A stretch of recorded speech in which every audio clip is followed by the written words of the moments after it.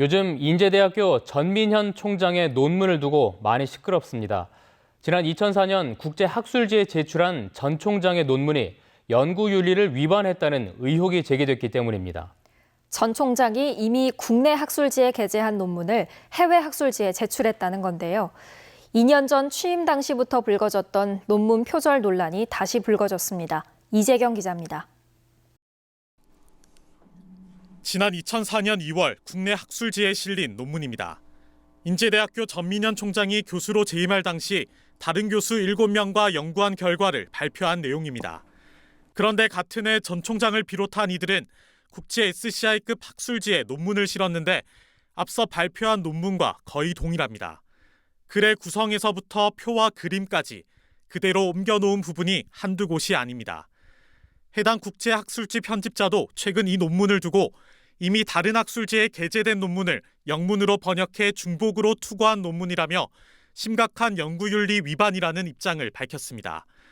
연구자의 논문에 심각한 윤리 위반이 있을 경우에나 편집위원회에서 따로 그 조사팀을 꾸려가지고 장기간 조사를 한 후에 아주 신중하게 발표하는 우려 표명입니다. 전 총장의 연구윤리 위반 의혹은 2019년 총장 임용 과정에서부터 불거졌습니다. 문제 제기가 잇따르자 당시 전 총장의 연구윤리 위반을 검토하는 학내 기구인 연구윤리 진실성위원회에서 예비조사에 들어갔지만 너무 오래전 발표한 논문이어서 추가 검증은 하지 않는 것으로 결론 내린 바 있습니다. 문제가 있다는 거는 내부적으로는 다 공감대가 형성된 것 같은데요. 연구윤리가 확립된 상황에서 일어난 거냐 아니면 그 당시에는 그냥 관행적으로 된 거냐 거기에서 약간의 결이 좀 차이가 나는 것 같습니다. 그래서.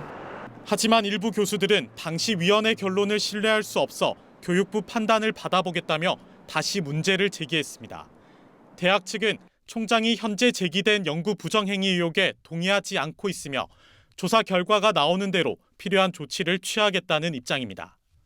이처럼 총장의 과거 논문을 두고 연구윤리 위반 문제가 다시 불거지자 대학 측은 연구윤리 진실성위원회를 꾸려 조사에 들어간 것으로 확인됐습니다. MBC 뉴스 이재경입니다.